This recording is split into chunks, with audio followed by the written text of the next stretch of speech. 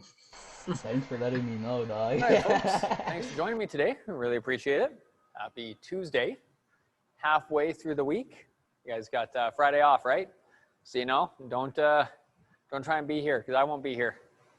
So you can sleep in more than you normally do on a Friday, which is great. Today we are gonna do a bit more welding because one of the outcomes we have to go over is SMAW or shielded metal arc welding competencies in the flat position. So kind of backing off of the gas metal arc welding, how we did some stuff in the flat position, we're going to do stick welding in the flat position. So we're going to set it up, tack it up. I'll kind of talk through that process, show you how I would set it up, give you guys the most opportunity you guys can have to be successful when you get back in the class. But in order to weld when you get back in class, you got to have the online daily stuff done.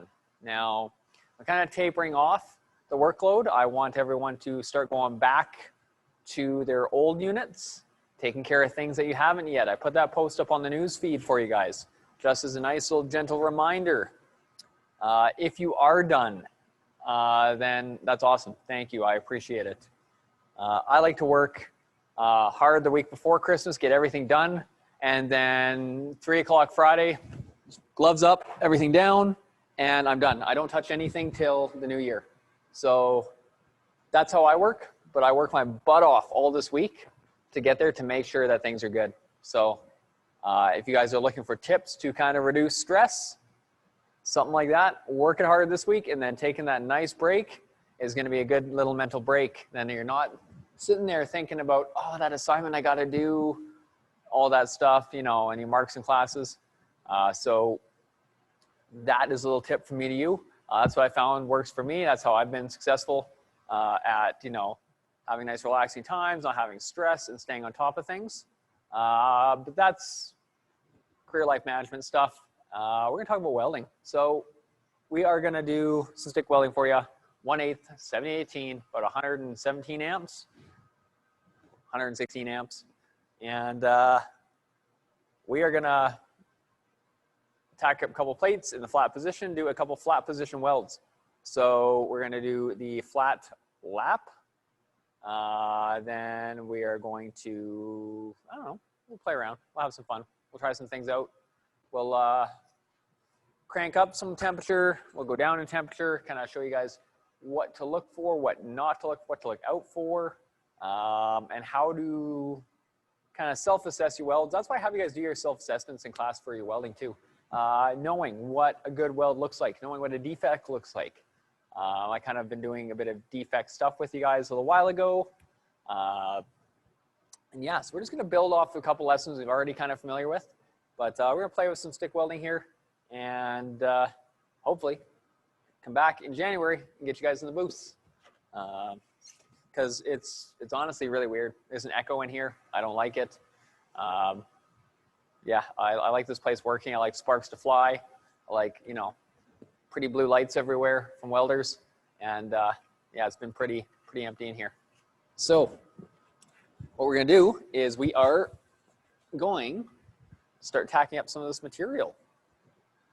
So we are gonna work on the flat positions today with stick. And maybe we'll get some horizontal in too. We'll see what happens. So maybe we'll do one position in the flat and the same position in the horizontal. We'll just compare the two, how they look, how they lay in, how gravity affects what we're doing. Gravity is a big thing. And also being aware that as we put progressive passes on these things, so if we're doing a lap weld with 3 passes, so 1 for the root and then 2 cover passes, each time we do that, we're increasing the overall heat in that piece of steel. So steel is going to be more fluid. First time you go to lay that bead, it's a bunch of relatively cold steel, very predictable. The weld does exactly what you want. Second, it starts to fall down a little bit because it's hot. There's some gravity coming into play. This is on a horizontal. And you're like, all right, I can manage this. This isn't too bad. Buff that up, go to put your third in, and all of a sudden this stuff is liquid. It wants to run everywhere. So we just need to be aware on how to manage that heat. So if we can cool it down, awesome. If we can't cool it down, sometimes turning our weld amperage down a little bit. Say I'm about 116 here, and say if it's a little hot, I might turn it down to 112. Just take down that fluidity just a wee bit, make it a little bit more manageable so we don't end up with like undercut or something like that. So there's little tips, little tricks. It's hard for me to kind of tell you guys this stuff because I've just done it naturally for so long. So to try and think of all those little things is a little tough, but hopefully, I mean, that's why I like working with you guys in class, right? I just come in, I look at something, give you some tips to correct it, and then we go from there. Here, it's a little more difficult, but yeah, that's enough blabbering. So let's tack some of this stuff up and get some welding in the flat position happening. So I've got some steel, got my 7/18 rod. One thing, I got a brand new rod, but I don't want to use that brand new rod for my tacking. Tacking is something we do a lot of, and it's something great for using up old rod stubs. So I've got a bucket here from yesterday's stuff, and just a few little rod stubs in there. I'll use those for tacking. Save that nice new rod for that full length pass, and it's another little tip that I've gotten used to doing. Tacks don't really matter too much as long as they're holding and they're not interfering with your weld. So as long as we tack it on the end, the tack could even have a little bit of porosity in it. It's not a big deal. We don't want it all porosity because then it's going to be weak and it won't hold those plates together. But yeah, it's one of those little things we can do, help ourselves out, and save some rod too. Rod's expensive. So I got that there. These here, oof, loud. What I like to do is I like to set up a third one. And what I'll do is I'll set them up. Actually, I'm gonna grab a flat surface to work off of. I'm gonna grind that table down one day. Or maybe if I get a kid in here that's annoying me one day, I'll have him grind it down for me as punishment. But I got this flat surface here. So what I'm gonna do is take my first piece and my second piece, gonna put them right side by side, nice and tight. This would be, what type of joint? Do you guys remember when we talked about joints a while ago? If you just got two pieces, square edges, slam them right together. Someone wants to throw that in the chat if they got the answer. That'd be cool. If not, I'll give you the answer in just a moment. Then what I do is I set this one right up in the middle, kind of like a little mini three-piece pyramid. And this really helps keep this top one level with the bottom one because it's all supported. So it's a nice, easy thing to do. So I'm gonna take this, oh, someone said something here. What do we got? I think, let's see. I'll pull up the chat here. It is a butt joint. That is correct. If we were to get a little more technical, it is a square butt joint. But 10 points for Andrea. She gets a half-eaten candy cane when she comes back to class. Thank you for that. Awesome. So yeah, that is a butt joint, a square butt joint at that. Yeah, so that's one of the fun ones. We're doing, this one's a lap. So one little tip that I do also is sometimes we get slag caps on the end of the rod and they don't always like to strike. So this is probably gonna be impossible to see, but see if we can get that. There's just a big cap of slag on there. So when you're welding away, or you're gonna try and weld away, you're gonna try and start it and you're just gonna be, and nothing's gonna happen. You're gonna get frustrated with it and it gets annoying.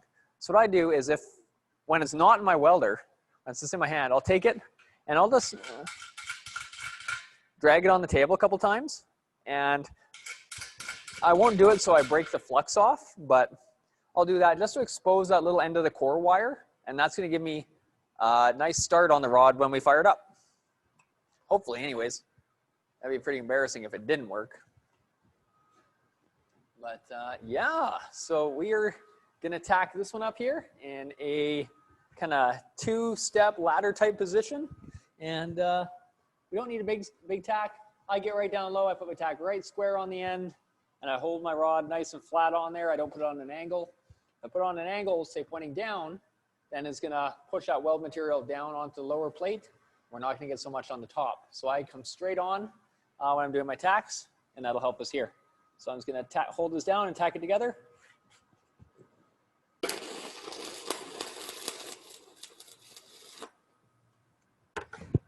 Just like that. And then we'll do the other side while the rod's still hot.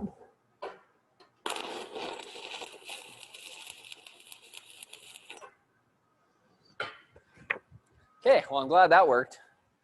That would have been embarrassing if it didn't.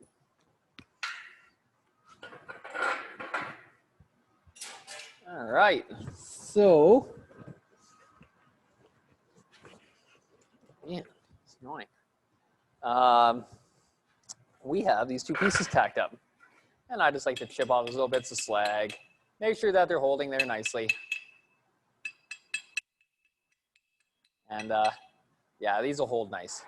So what we're gonna do now is we're gonna put this on that 45-degree position. So the throat of the weld, or the axis of the weld from the very bottom corner, is right up to the face. So it's gonna be 45 degrees. I know it's tempting to kind of lay it down a little more or even stand it right up a little more. Let's try and get this 45, right? Just straight up and down. And you may have to grab some extra pieces. Now I always keep a few scrap pieces around just to help me kind of support this. Because if you don't, it is gonna fall over. I have seen people tack it to the table. I really don't like that because then they bust it off. Then you got that sharp, gross tack on the table. So you run your hand across it, trying to sweep some slag off the table, and all of a sudden you're leaking fluids that you shouldn't be leaking. So yeah, I don't like tacking to the table directly. Sometimes I'll take another scrap piece and you can tack this to that scrap piece. That works as well. But I just take a second piece and support my material on the table, and that is how I do that. So that's gonna work for this setup. I'll show you how it's gonna be set up. It's gonna be set up and laid back, and I'm gonna work one pass right down that very inside of that joint. And I'm gonna bring that out most of the way, as much as I can, to this edge here, both edges actually, because we can use this edge for reference, which is great because that's 3/8, we know that. But we kind of need to eyeball where 3/8 is on this edge, because we're supposed to have equal legs to our weld, right? A good weld should have equal legs unless you specified or told otherwise. So you kind of got to use your imagination a bit to get in there, but we'll do that. So my first pass is going to go right in the bottom, going to sit right in there, should come out really nice. Then second, I will try and fill this edge here. And I like doing this one second because this edge is way more likely to burn away than this one. So if you do this one as the third pass, remember I talked about that progressive heat input. If you do this one as the third pass, it's going to be a lot more difficult to control that melt away and that fill up as you're welding. So I always do this one second, and then my final third pass goes against this plate here. And it's just much easier because you're not going to have the risk of that burning this edge away and having that metal roll down the plate. So that's how I attack one of these welds.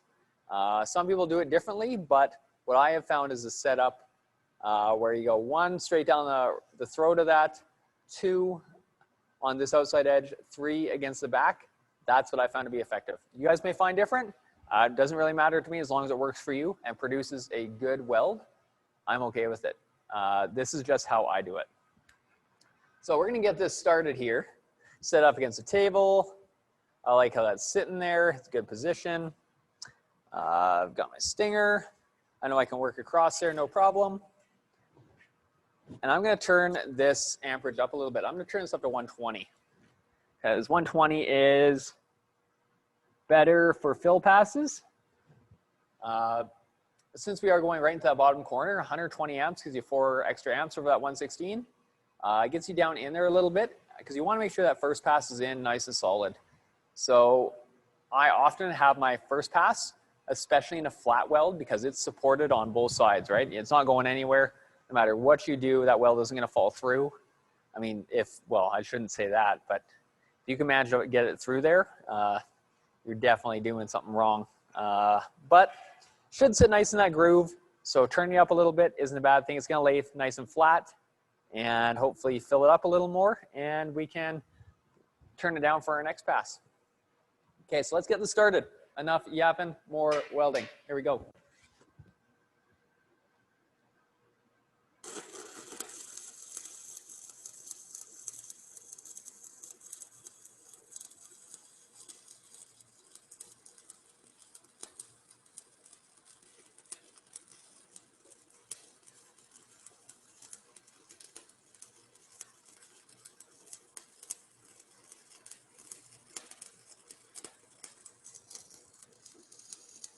So with this, I'm welding nice and slow, trying to get a good size bead in there. It might take me more than 3 passes to fill this, but we'll see what happens.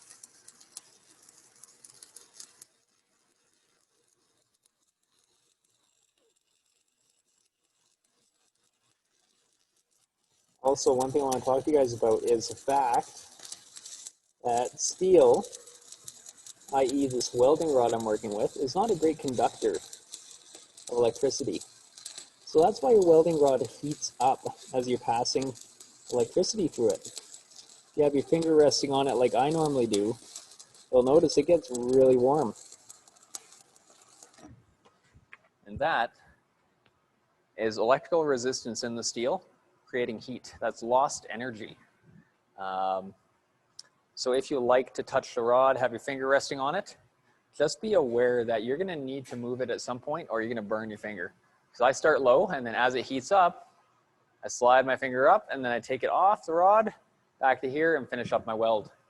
A little tip for you. So hopefully this is gonna look good. It should. This looks like a decent pass. I'll show you the before, and then we'll clean it off, and we'll talk about the after. I want to show you guys all steps of this here.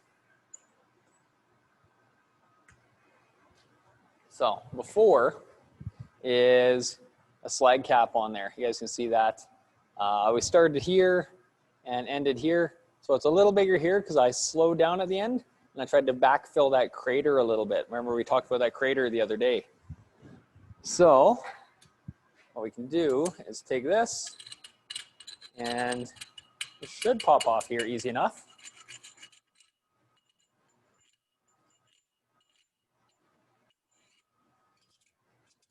Yeah, so that's popped right off. Got a nice smooth weld in there. Nothing fancy, you guys can do that. That's easy stuff. That's the first one. So first one always goes in nice and easy. I clean it up nice. I'm gonna brush this out, and then we are going to put our second pass on that front edge.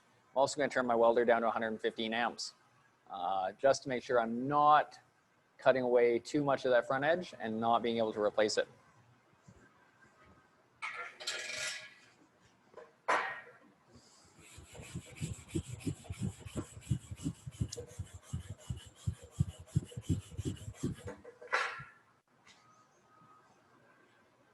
Yeah, it's filled in fairly well. Not quite as big as I would like. If we look at the end profile, it's a little hard to see, but it fills, come on camera. I might take some pictures. What I'm gonna do is I'm gonna take a couple pictures. I'm gonna post this up for you guys. That way, it's nice and easy. So we're gonna take a picture of the first one. Don't mind me. We'll just get this done here if I can find my phone. Okay, let's get this in frame. And then we'll go down here. Boom. Okay, you guys will see those in a bit once this video is uploaded. Now, second pass. So we're gonna adjust this. It's also smoking hot, so don't touch it too much. My gloves are kind of grimy. I might buy myself a new pair for Christmas, so I don't really care about these anymore. We're gonna turn this down. Go 115. And that's gonna, it's gonna slow down our deposition rate just a little bit, but it's gonna be easier to control on that front edge when we're cutting it away. So I'm gonna grab another rod. Used up the last one pretty well. You see I only had an inch of rod left, not even an inch of usable material. So we're just gonna toss that in the bucket. Okay. Now, I'm gonna lay this one in here and hopefully not mess it up too much. So, all right, let's do it.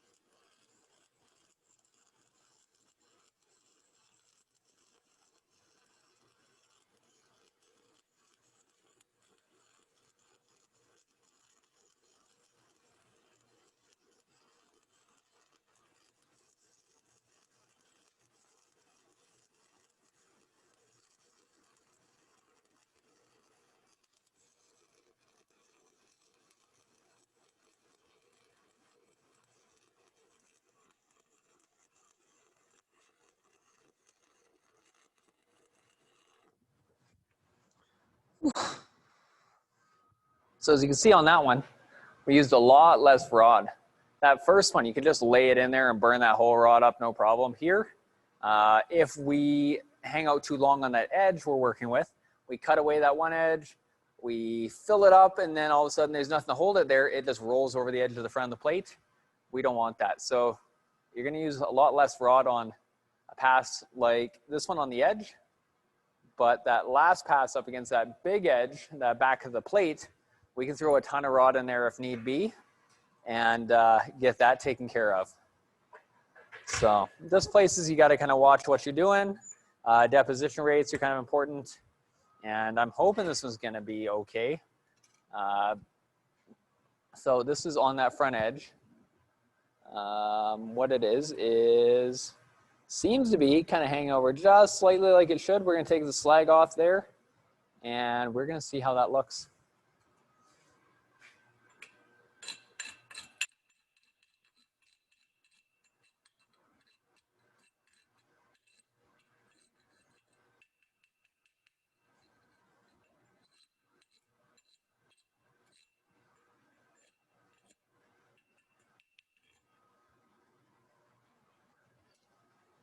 Doesn't look too bad. It's sitting where it needs to sit. Oh, come on, camera. This is terrible. You guys deserve better than this camera. It's looking half decent. I'll take a picture of this one. If I move it slowly, no. Dang it. Come on, focus, focus. Go back here. Oof, too hot on my face. Anyways, looks okay. I'll take a picture of this one. We'll get this one posted up with the other one, and you guys will see that. Coolest thing about stick welding is if you guys get good at it, you notice I didn't really have to chip too hard to get that slag off there, or even the first pass. The slag will kind of shrink, crack, and fall off if you do a nice smooth weld. If you get a whole bunch of spatter in there, a bunch of garbage for that weld or that slag to hold on to, it can be difficult to chip. I often see guys in welding booths take their hammer and they just start beating on it like crazy, and you can hear it. It's a loud racket. Everyone in the shop kind of turns like, oh man, what's this guy doing? Then I'll turn it around, I'll take this pointy end and just start beating the snot out of their weld. And they'll bring it up, they'll be like, oh, hey, how's this weld look, Mr. Scott? And I'll be like, well, if I could see the weld, that'd be cool. All I see is craters and dents all over the whole plate. So it's not a good practice to just beat the snot out of your steel. We want to show off our welds and show our skills off. And unsightly hammer marks on there, definitely not necessary. So I barely ever use the chipping feature on a hammer. I will just mainly scrape all that slag off with, you know, the edge of the point or the front kind of chipping point. And that's just good practice. It comes off. Also, we got things like this guy right behind me there. You can buff it off, right?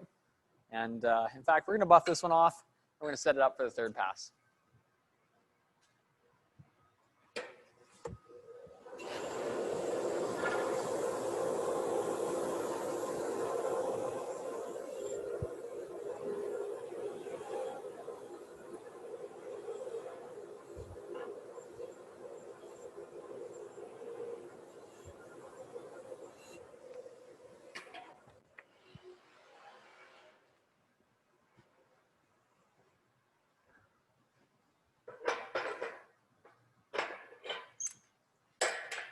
All right, so this actually looks pretty decent.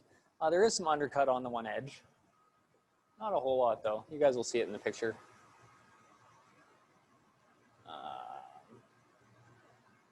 Kind of highlight it with this one, hopefully.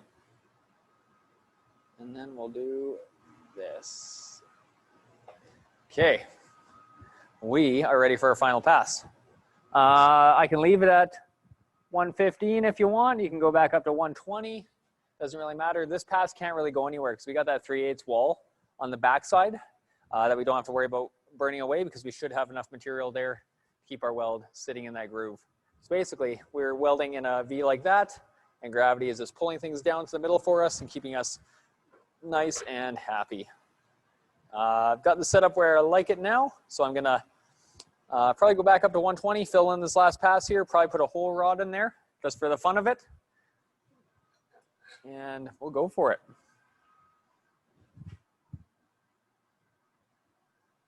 Okay, cool.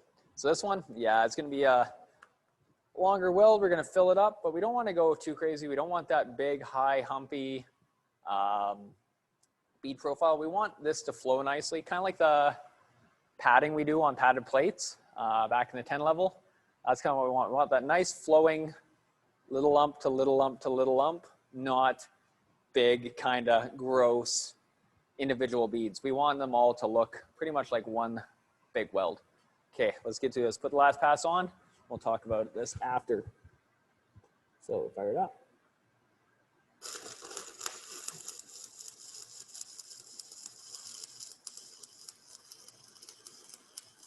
I'm trying to get this one to come up to the crest of that last weld. That's going to give me that good blend.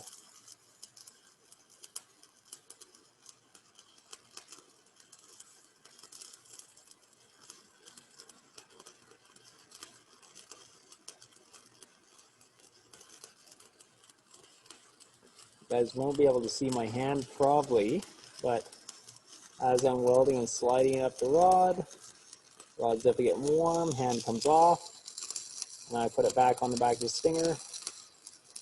I use that hand to support my other hand as I continue working.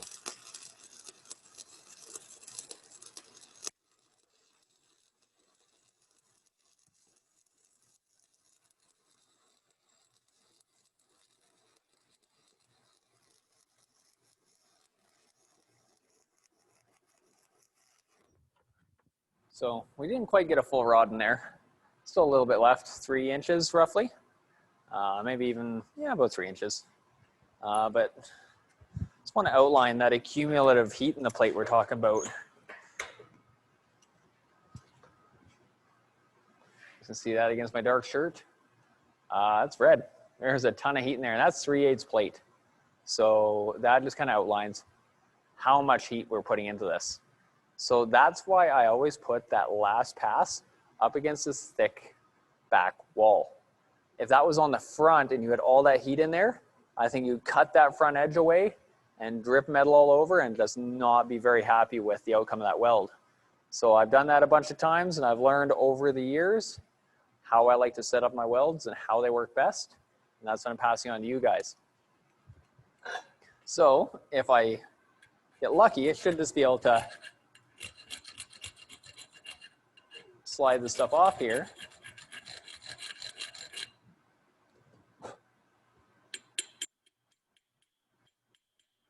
And it's there. It's definitely not pretty. I'm actually a little disappointed with this one, but it'll work for today's lesson. So we're going to buff this up a little bit.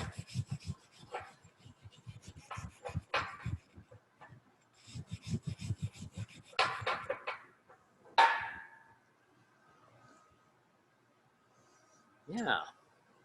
So it is there. As you guys can see, there is a bit of a wobble in the line. I do have a bit of slag.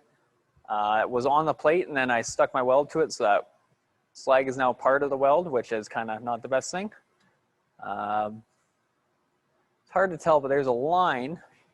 You can see it right there. This line, the darker stuff, is the old weld, that second pass I put on. And you can see I held my line pretty good. Now, so my puddle got wide.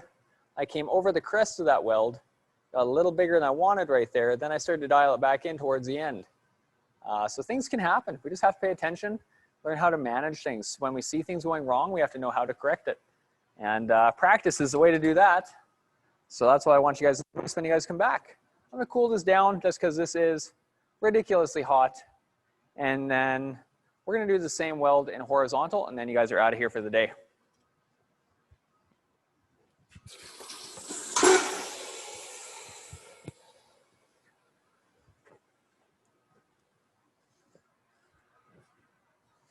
Okay, pro tip, don't dump super hot steel in the bucket and lean over it, because I just got blasted with a whole face full of steam. Yeah, teacher fail. But as long as somebody learns something from it, we're okay.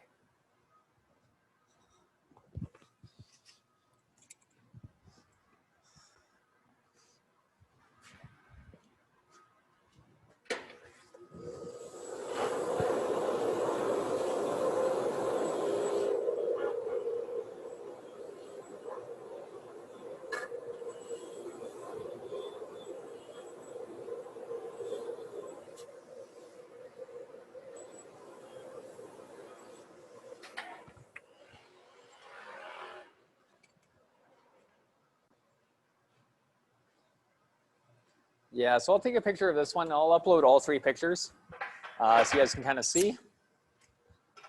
I'm definitely not the happiest with it, but sometimes that's the way it goes. Nobody's perfect all the time.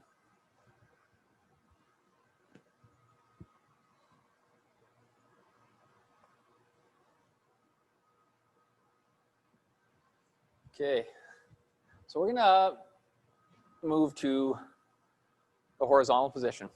We did flat. We could do this in a variety of different joints. We could set it up so we had corner joints. We could set it up so we had T joints, butt joints. There is a 1 groove, so that one will be fun. We're gonna leave that one for last. So that's gonna have the 2 plates, bevels, land, root opening, 60-10 to start. So we're gonna play with some 60-10 as well, and then some 70-18 to fill and cap it. That'll be fun. We might even go vertical with some stick. We will go vertical with stick. See how you guys do with that too. So we're doing well on time. In fact, I am running out of things to do lessons on. So yeah, that's not a bad situation. It's better than being at the end and then having to cram everything in. So with this one here, we're gonna set it up in just that horizontal position. So it'll be sitting right flat like that, flat on the table, but horizontal as far as welds are concerned. So this is gonna be the 2F position. So we just did the 1F right here. 2F is gonna be here. 3F would be vertical. 4F would be overhead. We don't get into overhead, although I might do a demo for you just because.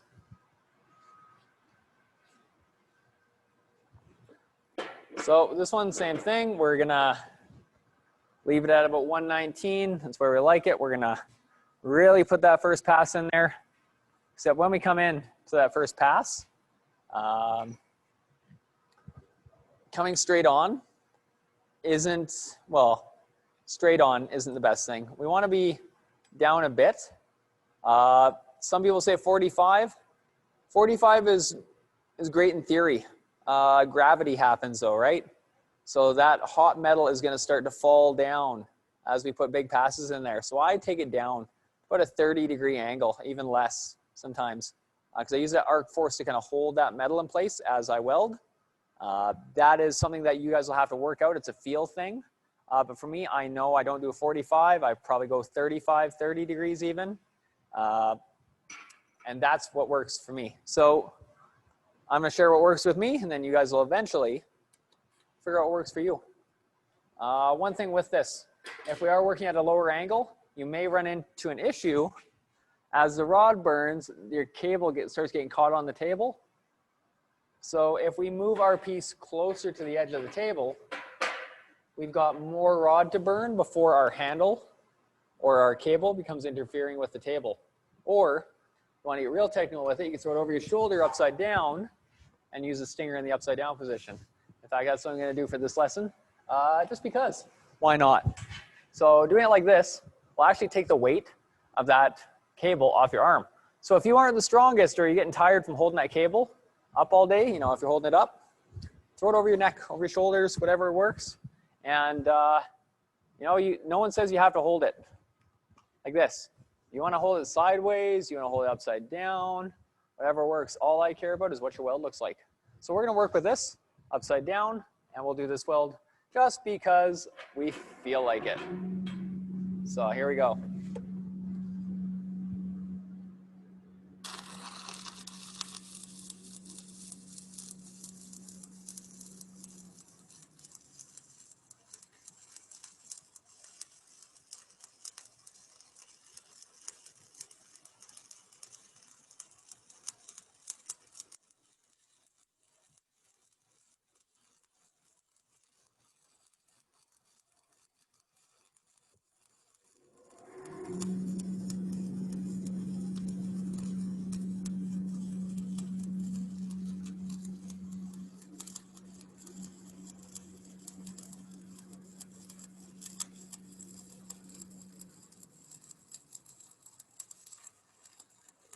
So I'm really trying to burn this first pass in here.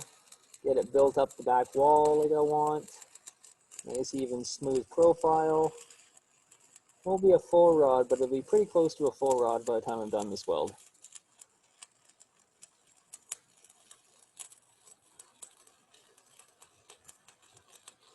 We'll just hold at the end, fill the crater, and we pop out of there.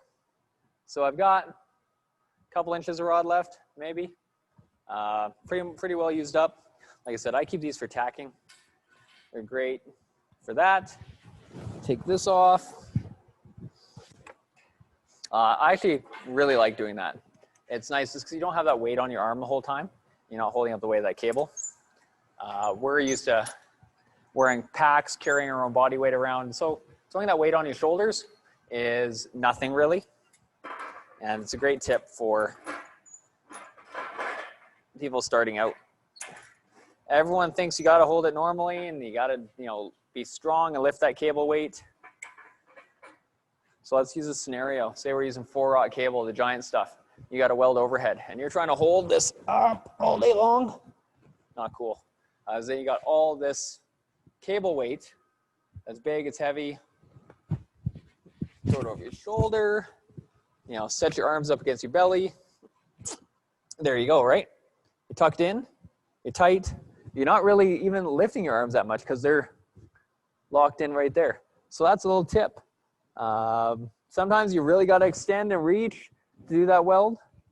So you may have to find a way to support that cable.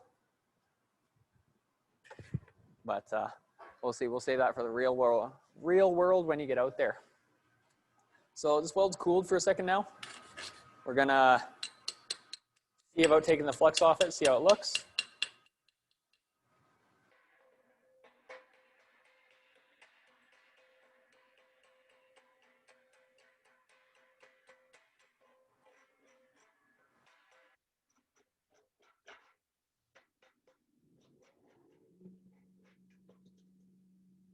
All right.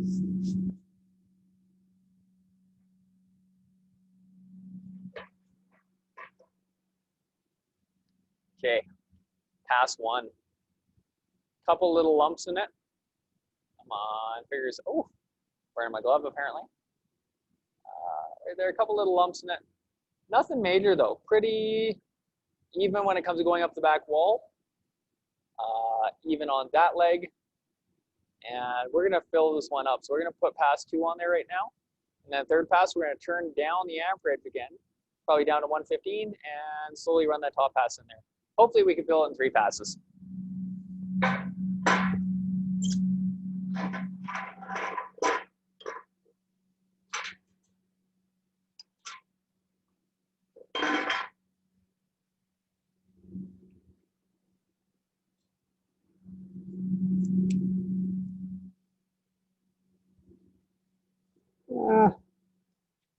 Since we started it like this, let's finish it like this. Why not? All right, so this is that lower pass. Now we're going to build that shelf for the top pass, hopefully.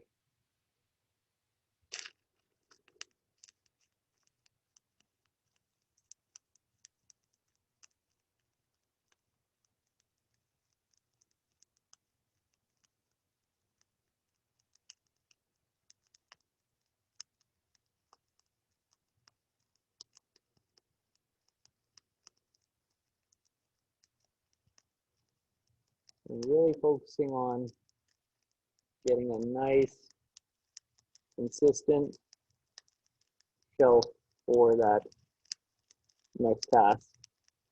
I want this bottom pass to blend in and up that first pass. I still want a good, nice weld profile on the weld itself.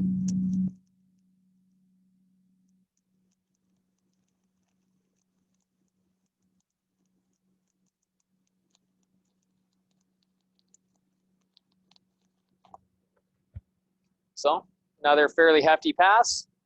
Used up quite a bit of rod there. I got about, I don't know, 2+ inches left. And I got a smoking hot plate.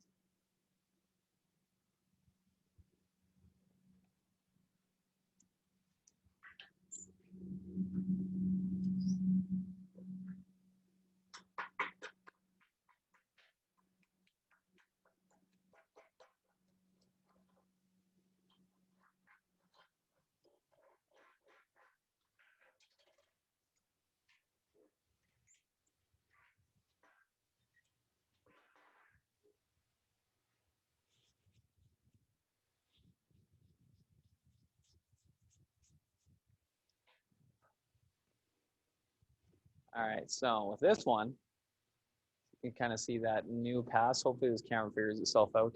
Definitely isn't great. Looks pretty decent. We've got a nice shelf there. It's gonna be really tough to fill it up in one more pass, so I'm not even gonna try. What I'm gonna do is I'm gonna put my next pass up close to the edge, and I'm gonna run 3 passes over top of this whole thing to fill it up. So this will be kind of more unequal leg than I want, but sometimes that's the way it has to be. So if you can't, like when we build our welds, we start with the 1 pass, then we put 2 passes on top. That doesn't work. 3 more, 1, 2, 3, stack them up, and then you're at the top of your weld and you get to fill that top end. So right now I've got too big of a gap to fill with that 1 rod. And if I do manage it, it's gonna make this one top of the weld looks like just terrible because we have 1 enormous pass on there, and that's not good. So we adapt, we modify, we overcome on the fly, because that's what we have to do sometimes.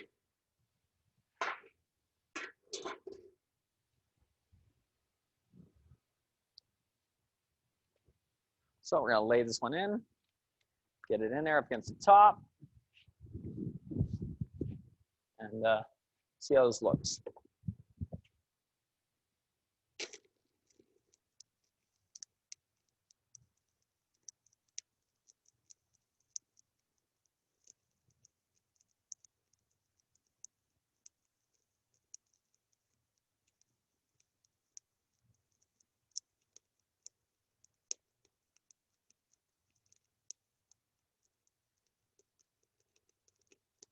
So this is going to be a pretty big pass, but it's not going to be enough to fill everything.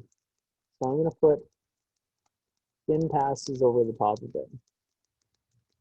Turn my amperage down, move a little quicker, and just cover this weld up.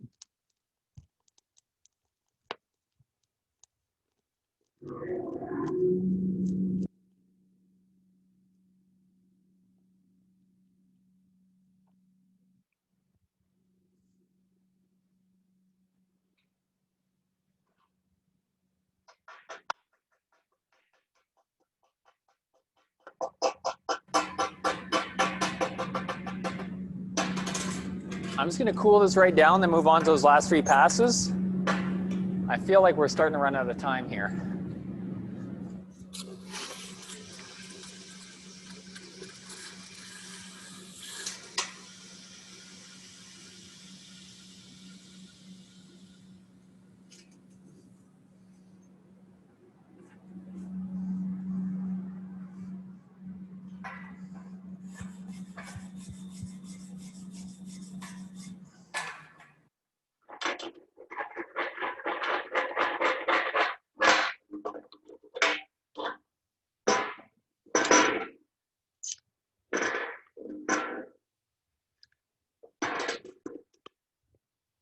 All right, so I'm going to turn this down on 115. And just turn and burn. We're going to make this happen quick. So here we go.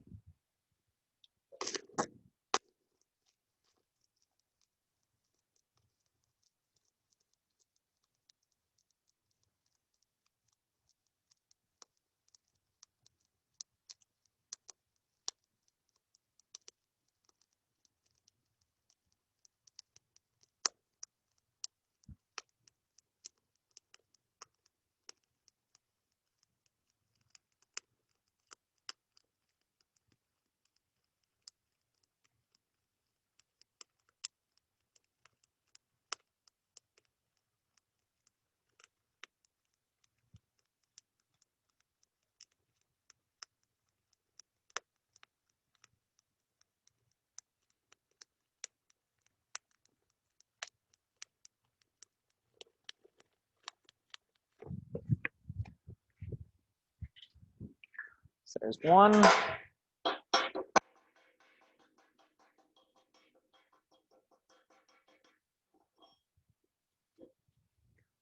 Oh, it looks nice, but you'll see it at the end.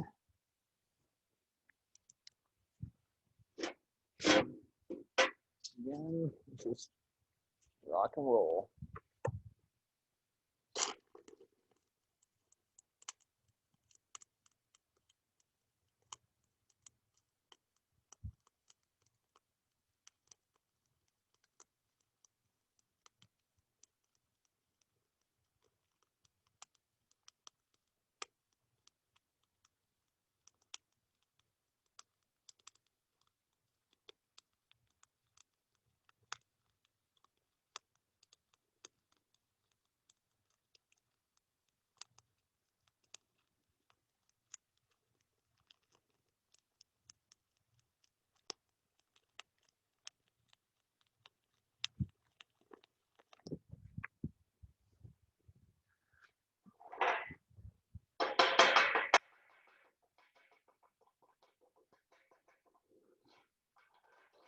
Okay, pass 2 is a little quick.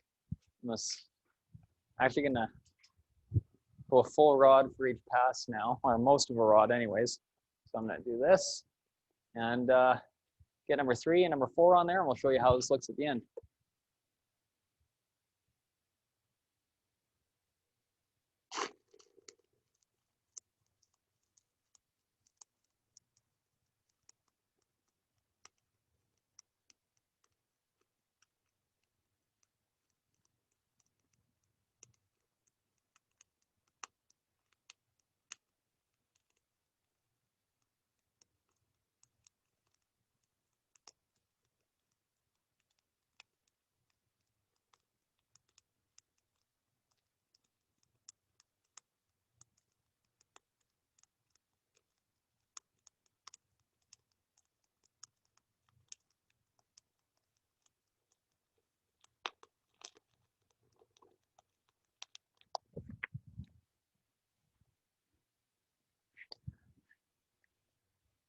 I'll be able to do pass 4 with the remainder of that rod.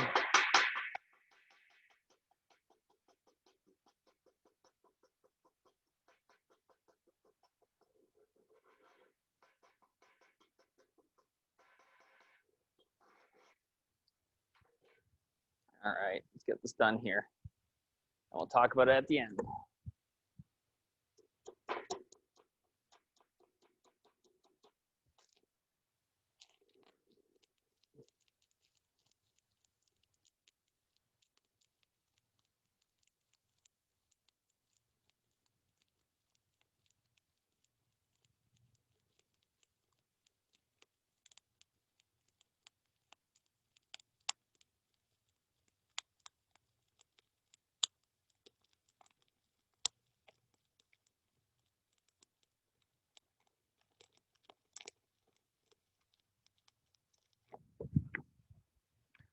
Okay, so once again, this is pretty hot. We'll cool it down. We'll have a look.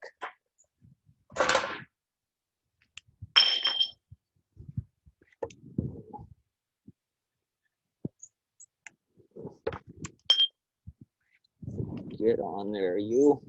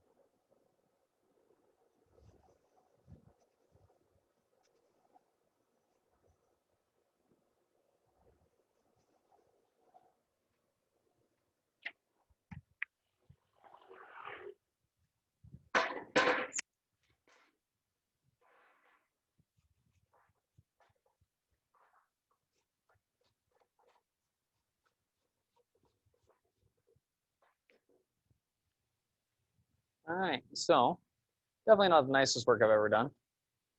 I'll show you guys in a picture what it looks like. There's definitely some faults in here. I moved a little quick at the end. Hand was heating up, you know, things like that. Stuff you have to take into account. But this one, I wasn't able to cover it up in 3 passes, so I ended up doing a 4th pass. Sometimes it's just the way it has to be when we weld. We want to get that joint filled up properly. We don't want to leave any undercut. And that is that. So, thank you for today, folks. There is no homework for today. That's a nice thing. I did open up yesterday's stuff that I forgot to open up. So that's there for you, so you guys can take care of that today. Yeah, and we're gonna rock and roll with this here. I'm gonna get some stuff uploaded for you, get some pictures uploaded, and you guys can see that. Please start taking care of any work that we are missing. I can't stress that enough. Don't leave yourself a whole bunch of work when you come back in the new year. Don't start the new year off like that. I'm not gonna be starting the new year off like that. You shouldn't be.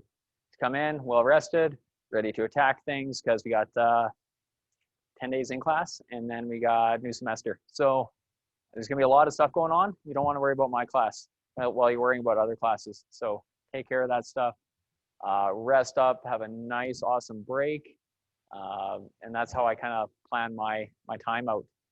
If you guys aren't able to plan your time out effectively, it's going to wear you down. Physically, mentally, you're going to fall behind and things are going to go off the rails. We don't want that. I'm trying to keep this train on the tracks. And that's why I've kind of given you light days for homework, because I noticed there's a bunch of stuff in the back that wasn't really done. So let's get that wrapped up. I'm going to be here for 10 minutes. I'm going to stop the recording, stop the video, stop the mic. You have questions, just ask me in the chat, email, shout at me, whatever, right? You guys know it. I'm here for you. So have a great day. Stay warm, stay healthy, and I'll see you guys tomorrow.